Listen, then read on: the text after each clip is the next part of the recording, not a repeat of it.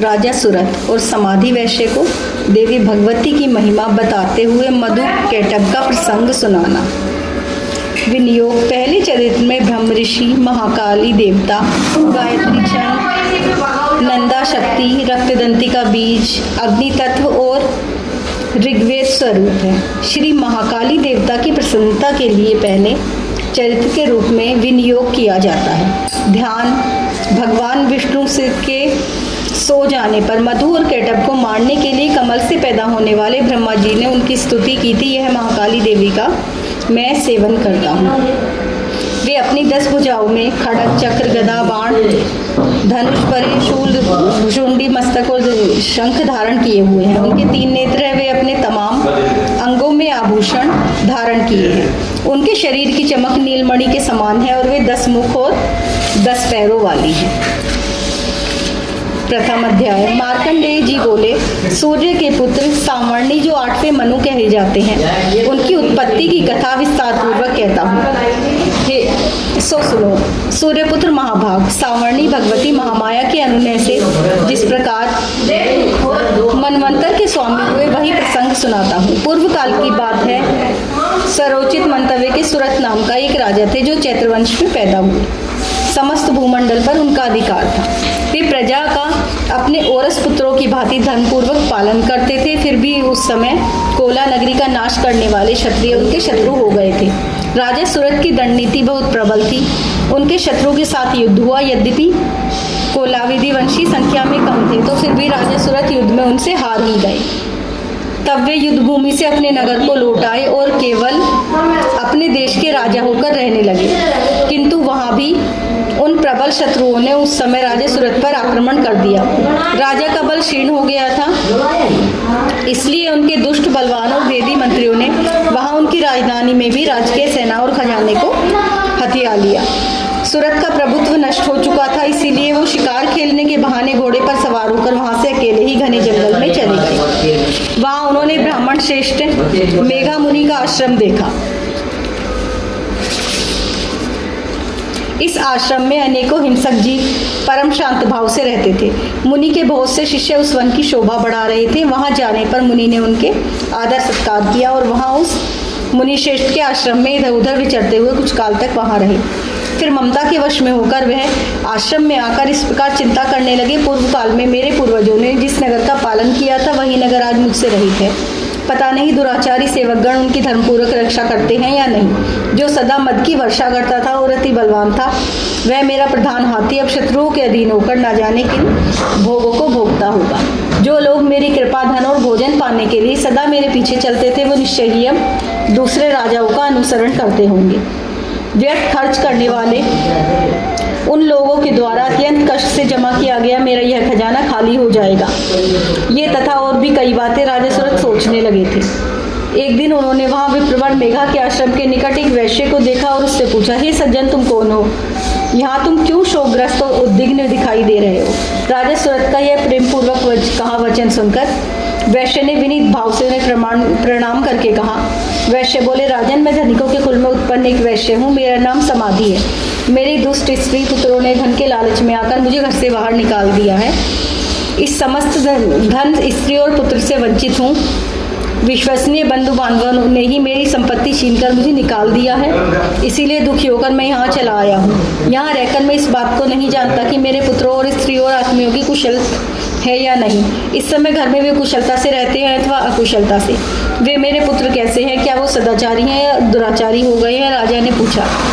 जिन लोभी स्त्री पुत्र आदि के धन के कारण तुम्हें घर से निकाल दिया, उनके प्रति तुम्हारे चित्त में इतना प्रेम क्यों है? वैश्य बोला, आप मेरे विषय में जो बात कहते हैं वह सच है, किंतु क्या करूं? मेरे मन में निष्ठुरता धारण नहीं कर सकता। जिन्होंने धन के लोभ में पड़कर पिताओं के प्रति श्रद्धा, पति के प्रति प्रेम और स्वजन के प्रति अनुराग को तिजांजलि दे ली, वो मुझे घर से निकाल दिया है। उन्हीं के प्रति मेरे हृदय में इतनी अनुरक्ति है। हे महात्माएं, गुणहीन बंधुओं के प्रति जो मेरे चित्त इस प्रकार प्रेम मग्न हो रहा है, यह क्या है? इस बात को मैं जान भी नहीं पाता। इनके लिए मैं लंबी सांसें ले रहा हूँ और मेरा मन अत्यंत दुखित हो रहा है। इन लोगों में प्रेम का सर्वथा अभाव है, तो भी इनके प्रति जो मेरा मन निष्ठुर नहीं हो पाता है। इसके लिए क्या करूं? मार्कंडेय जी बोले, महात्मन, तदंतर राजाओं में श्रेष्ठ सुरथ और वहाँ एक समाधि नामक वैश्य दोनों साथ साथ मुनि की सेवा में उपस्थित हो गए और उनके साथ यथा योग्य न्यायकुलित विनयपूर्वक बर्ताव करते हुए बैठ गए। इस प्रकार वैश्य और राजा में कुछ वार्तालाप आरंभ हुआ। राजा ने कहा, भगवान, मैं आपसे एक बात पूछना चाहता हूँ, उसे कृपा कर बताइए। मेरा चित्त अपने वश में नहीं है, इसीलिए यह बात मुझे मन को बहुत दुख देती है। मुनिश्रेष्ठ, जो राज्य मेरे हाथ से चला गया है उसमें और उसके संपूर्ण विभागों में मेरी ममता ही रही है। यह जानते हुए कि वह अब मेरा नहीं है, अज्ञानी की भांति मुझे उससे और दुख के लिए और दुख होता है। इसका क्या कारण है? इधर ही यह वैश्य भी घर में अपमानित होकर आया है। उसके स्त्री पुत्र और नौकरों ने उसको छोड़ दिया है। आत्मीय जनों ने इसका परित्याग कर दिया, तब भी इसके हृदय में उनके प्रति अत्यंत स्नेह है। इस प्रकार तथा मैं दोनों ही बहुत दुखी हैं, जिनमें प्रत्यक्ष दोष देखा गया है। इस विषय में भी हमारे मन में ममता के कारण आकर्षण पैदा हो रहा है।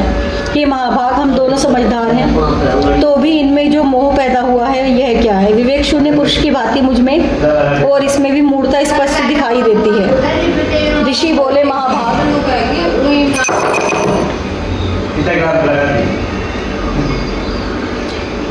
विषय में सबके लिए अलग अलग है। कुछ प्राणी दिन में नहीं देखते और कुछ जीव ऐसे हैं जो दिन और रात्रि में बराबर ही देखते हैं। यह ठीक है कि मनुष्य समझदार होते हैं, किंतु केवल वे ही ऐसे नहीं होते। पशु पक्षी आदि सभी प्राणियों में बुद्धि होती है। मनुष्य का ज्ञान भी वैसा ही होता है जैसा कि उन मृगों और पक्षियों का होता है, जैसे मनुष्यों का होता है वैसे ही उन मृग पक्षी आदि का होता है। यह तथा अन्य बातें भी प्रकृति प्राय दोनों में समान है। समझ होने पर भी इन पक्षियों को देखो तो वह उस समय भूख से पीड़ित होते हुए भी मोहवश बच्चों की चोंच में कितने चाव से अन्न का दाना डालते रहते हैं।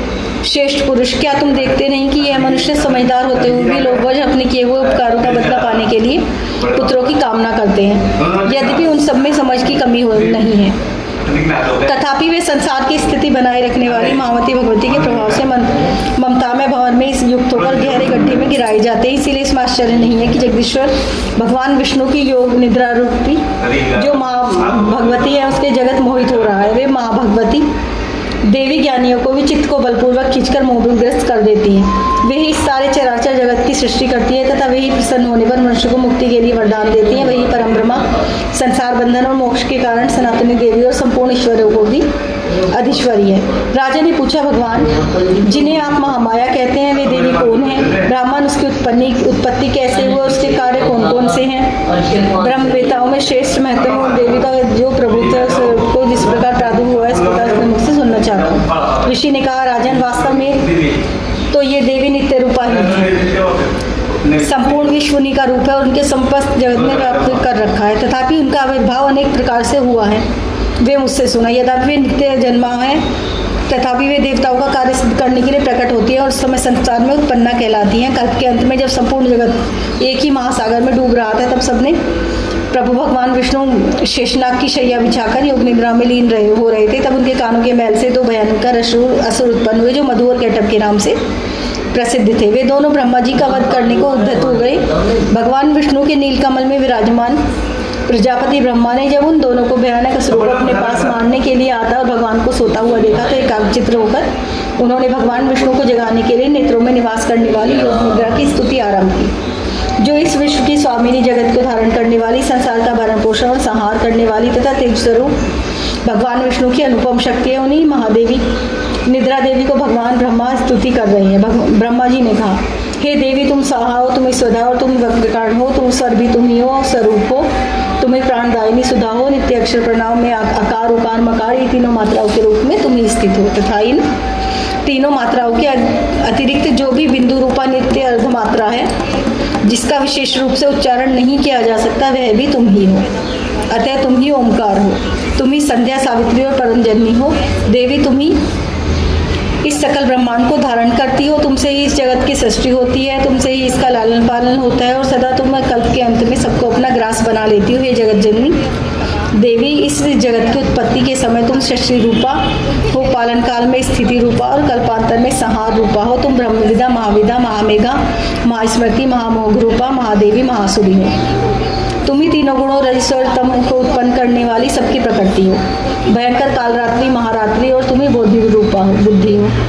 लज्जा, शांति और क्षमा, पुष्टि तुष्टि भी तुम ही हो। तुम शूलधारणी, घोर रूपा, खड्गधारणी तथा गदा, चक्र और शंख धनुष बाण धारण करने वाली हो।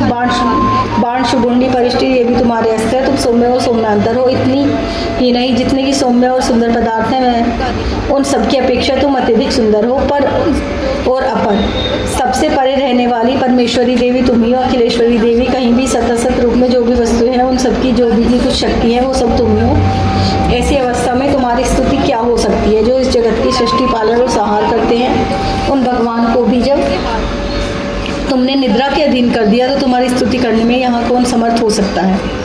मुझको, भगवान शंकर को तथा भगवान विष्णु को भी तुम्हारे शरीर धारण कराया है, अतः तुम्हारी स्तुति करने की शक्ति किसमें है? देवी, तुम तो अपने इस उदार प्रभाव को भी विशेष स्तुते हो।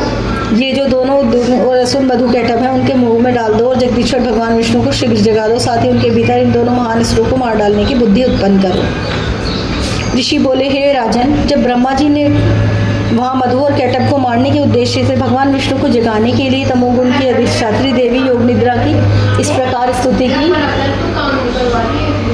तब वे भगवान के नेत्र, नासिका, बाहु, हृदय और वक्षस्थल से निकलकर प्रकट जन्म में ब्रह्मा जी की दृष्टि के समक्ष खड़ी हो गई। योग निद्रा ने से मुक्त होने पर जगत के स्वामी जनार्दन और एकमण्य शेषनाग की शैया से जाग गए।